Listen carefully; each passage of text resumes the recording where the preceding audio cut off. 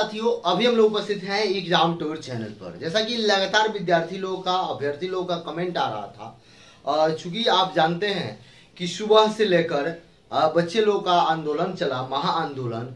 यदि उस पर चर्चा करेंगे कि उसका क्या निर्णय हुआ, क्या होगा, तो उसका निर्णय बहुत ही सार्थक निकला है। इस बात को आप समझें, अंत तक जरूर इस वीडियो को देखेंगे। बीपीएससी विद्यार्थी की जीत 100% होगी, इसमें कोई डाउट नहीं है। सबसे पहले आप सभी विद्यार्थी को बता दें, जो विद्यार्थी लगातार कमेंट कर रहे थे कि क्या हुआ, तो वह सुन ले एक बार और, आपकी जीत हुई है। और कल माननीय मुख्यमंत्री श्री नीतीश कुमार जी के द्वारा, सीएमओ के द्वारा लगातार ये ट्विटर पर दिखाया जा रहा है, ट्वीट किया गया है कि कल माननीय मुख्यमंत्री श्री नीतीश कुमार जी के द्वारा सचिव और अन्य पदाधिकारियों के साथ बीपीएससी आयोग की मीटिंग है। देखिए उसमें क्या आता है। उसमें एकदम तरीका से आपसे बता दें कि बच्चे जो कह रहे हैं वो 100% सही है। थोड़ा सा 2 से 3 मिनट हमको देंगे, चूंकि आप सबके लिए मैं बहुत अच्छा प्रयास किया, बहुत अच्छा प्रयास करने का कोशिश किया। यदि उसमें भी कहीं कुछ कमी रही होगी तो आप मुझे कमेंट बॉक्स में जरूर कमेंट करेंगे। एक बात आप ध्यान देंगे, छात्र हित के लिए ये जो बीपीएससी 67वीं को लेकर बच्चे लोग आंदोलन किए, ये बहुत ही सफल रहा। इसमें सभी लोगों का सहयोग मिला, वह बच्चे हो या छात्र नेता दिलीप कुमार जी की बात कीजिए या ये शिक्षक लोगों की बात कीजिए, सभी लोग सहयोग किए।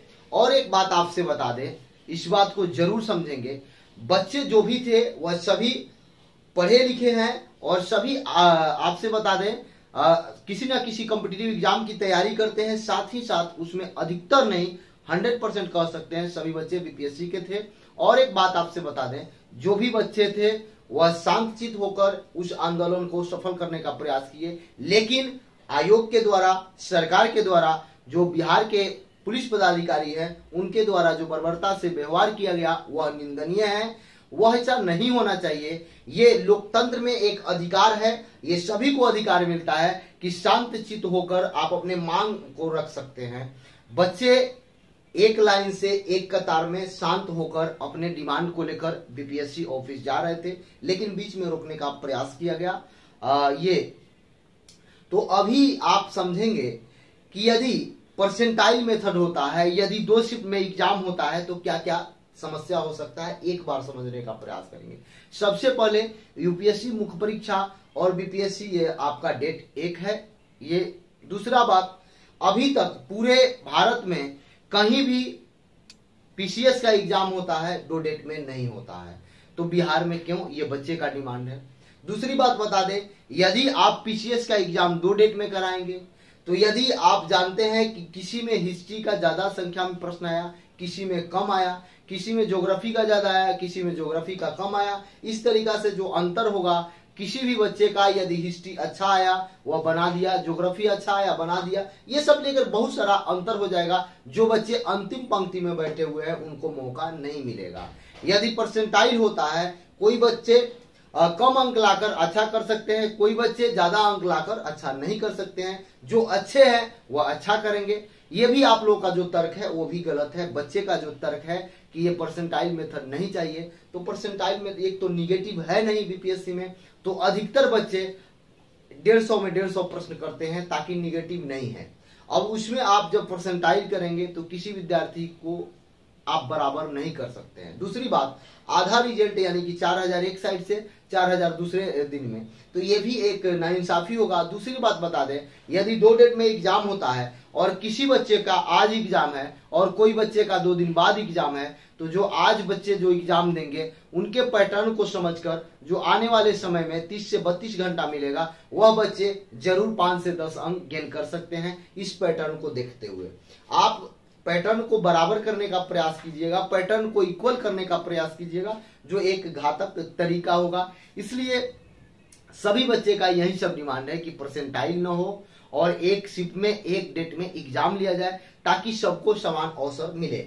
और एक आपसे बात बता दें कि इसमें आप बिहार सरकार का कोई भी आयोग हो, वह बीपीएससी पीटी 67वीं हो या कोई भी आयोग हो, माननीय मुख्यमंत्री, उप मुख्यमंत्री, शिक्षा मंत्री और सभी आयोग के अध्यक्ष और सचिव से यही विनती है कि बीच में किसी भी एग्जाम से रिलेटेड कोई चेंजिंग न करें।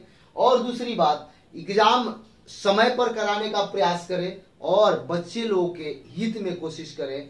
बच्चे को यदि बच्चे कोई डिमांड करते हैं तो उस बात को सुनने का प्रयास करें और उस पर यदि तर्क संगत हो तो वह जरूर निर्णय लें। एक बात और बता दें कि जो भी बच्चे जब 26 को गए थे, 26 को बच्चे लोग मिलने गए थे, तो बच्चे का जो डेलीगेशन गया, 5 व्यक्ति गए थे, या वो लोग बताए कि 31 तारीख को आयोग के अध्यक्ष जी मिलेंगे और उस पर चर्चा करेंगे। बच्चे में खुशी की लहर थी कि हम लोग आएंगे, मिलेंगे और चर्चा होगा। लेकिन 30 तारीख को जो एक नोटिस दे दिया गया कि नहीं, आपका एग्जाम उसी डेट में होगा और 2 डेट में होगा और तो और परसेंटाइल मेथड के साथ होगा, इसको लेकर बच्चों में आक्रोश थी। यदि किसी भी प्रकार का चेंजिंग आपको करना है तो कम से कम ये कोई भी भारत के कोई भी राज्य हो या केंद्र सरकार ही क्यों ना हो, तो कम से कम विज्ञापन में उसको देना चाहिए। कम से कम पेपर, न्यूज़पेपर में कुछ समय पहले, चेंज करने से कुछ समय पहले दें, ताकि आप जिस पर लागू करना चाहते हैं उस व्यक्ति को भी उसके लाभ हानि के बारे में मालूम चले कि उससे क्या नुकसान है। यदि नुकसान भी है तो उस तरीका से प्रिपेयर करें, उस तरीका से तैयारी करें ताकि वह उस नुकसान का क्षतिपूर्ति कर सके। आप यदि लागू करना ही चाहते थे तो कम से कम आप 1 साल पहले, 1.5 साल पहले इसके बारे में बताते, बच्चे को अवेयर करते, बच्चे को समझाते। यदि बच्चे को लगता कि ये तरीका है, हमको इस तरीका से मेहनत करना पड़ेगा, इसमें ये चेंजिंग होगा, तो उनको मालूम होता। आप एट ए टाइम डायरेक्ट लाते हैं, ये सब गलत है। कोई भी चेंजिंग लाना है आम पब्लिक में या आम जनमानस में तो कम से कम उसको दिया जाए, पहले से बच्चे लोगों को या जनता को जागरूक किया जाए ताकि उसके बारे में जानकारी बच्चे को या जनता को रहे। ये सब बीपीएससी में चेंज न हो, लगातार बच्चे का यही डिमांड है और एक शिफ्ट में एग्जाम हो। और एक बात अंत में मैं आपसे बता दूं कि अभी कल मुख्यमंत्री जी का मीटिंग है, देखिए उसमें क्या निर्णय आता है।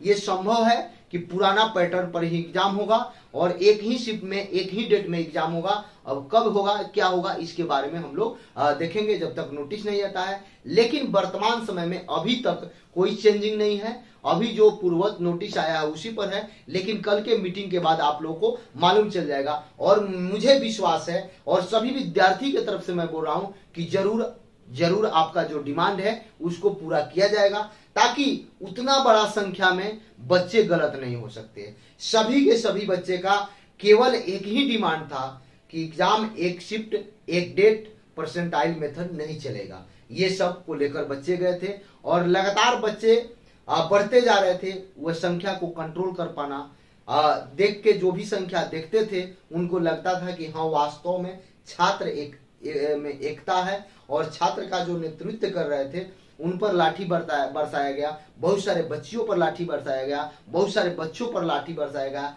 ये सही कतई नहीं है, ये कोई सही नहीं कर सकता। इसलिए कोई भी आंदोलन हो, यदि वह शांतिपूर्ण तरीका से हो रहा है तो आयोग को या सरकार को उस पर विचार करना चाहिए, उनके बातों को सुनना चाहिए। यदि आप बात नहीं सुनेंगे तो कैसे काम चलेगा। यदि आप एग्जाम टूर पर नए हैं तो एग्जाम टूर को जरूर सब्सक्राइब करें और ज्यादा से ज्यादा शेयर करने का काम करें। जय हिंद, जय भारत।